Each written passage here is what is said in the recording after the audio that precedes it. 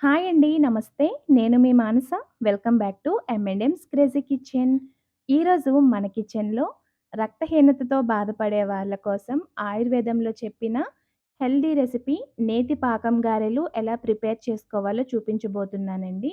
And వీటిని 1 week వరకు కూడా స్టోర్ చేసుకోవచ్చు. డైలీ ఒక గారె తినటం వల్ల రక్తహీనత సమస్యనైతే దూరం చేస్తుంది. అలాగే బ్లడ్ లెవెల్స్‌ని కూడా ఇంప్రూవ్ చేస్తుందండి. సో, లేట్ చేయకుండా ఈ హెల్తీ ఆయుర్వేదిక్ రెసిపీ ఎలా ప్రిపేర్ చేసుకోవాలో చూసేద్దాం. వీడియోనైతే ఫుల్‌గా చూడండి. నచ్చితే లైక్ చేయండి. మరిన్ని హెల్తీ అండ్ టేస్టీ రెసిపీస్ కోసం మన ఛానల్‌ని సబ్స్క్రైబ్ చేసుకొని, పక్కనే ఉన్న బెల్ బటన్‌ని యాక్టివేట్ చేసుకోండి. దీనికోసం ఒక గిన్నెలోకి 300 గ్రాముల వరకు మినపగుళ్ళు తీసుకొని, ఒక 5 గంటల పాటు నానబెట్టి, ఆ తర్వాత 2, 3 సార్లు శుభ్రంగా వాష్ చేసుకోండి. పప్పు రుబ్బేటప్పుడు గ్రైండర్‌లో పిండి అతుక్కుపోకుండా ఉండడానికి ఒక టేబుల్ స్పూన్ వాటర్ యాడ్ చేసి, శుభ్రం చేసి పెట్టుకున్న మినపగుళ్ళైతే వేసుకోండి.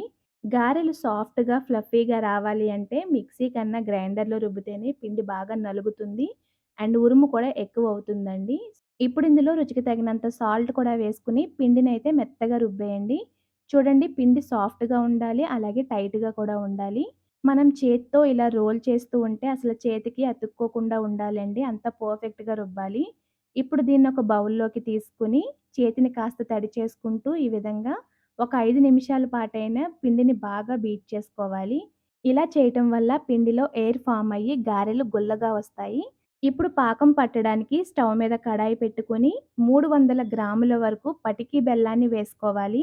పంచదార, బెల్లం ఇవేమి వాడకూడదండి. కేవలం పటికి బెల్లాన్ని మాత్రమే పాకానికి వాడాలి. ఇందులో అర లీటర్ వరకు వాటర్ యాడ్ చేసుకొని, పటికి బెల్లాన్ని పూర్తిగా కరిగించేయండి. మధ్య మధ్యలో కలుపుతూ మీరు కరిగిస్తే త్వరగానే కరిగిపోతుందండి.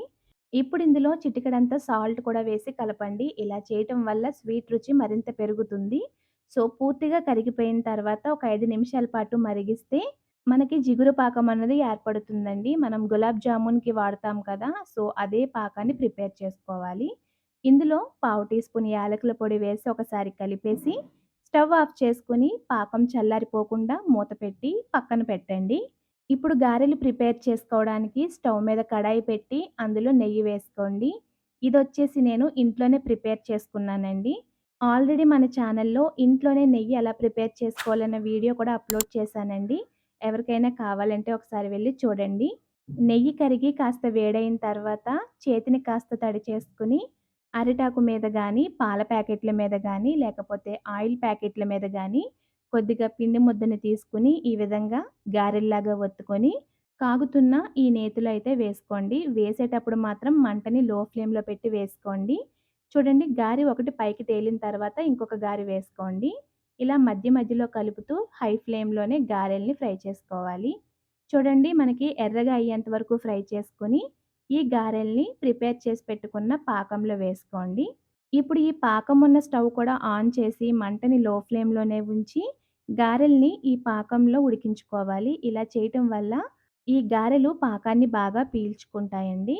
బ్లడ్ తక్కువగా ఉండి ఇబ్బంది పడుతున్న పిల్లల నుంచి పెద్దల వరకు ఎవ్వరికైనా ఈ రెసిపీ పెట్టొచ్చండి. త్వరగా రికవర్ అవుతారు.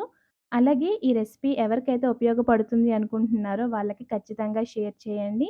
మీరు కూడా ఈ రెసిపీని తప్పకుండా ట్రై చేసి మీకు ఈ రెసిపీ ఎలా వచ్చిందో మాకు కామెంట్స్‌లో షేర్ చేయండి.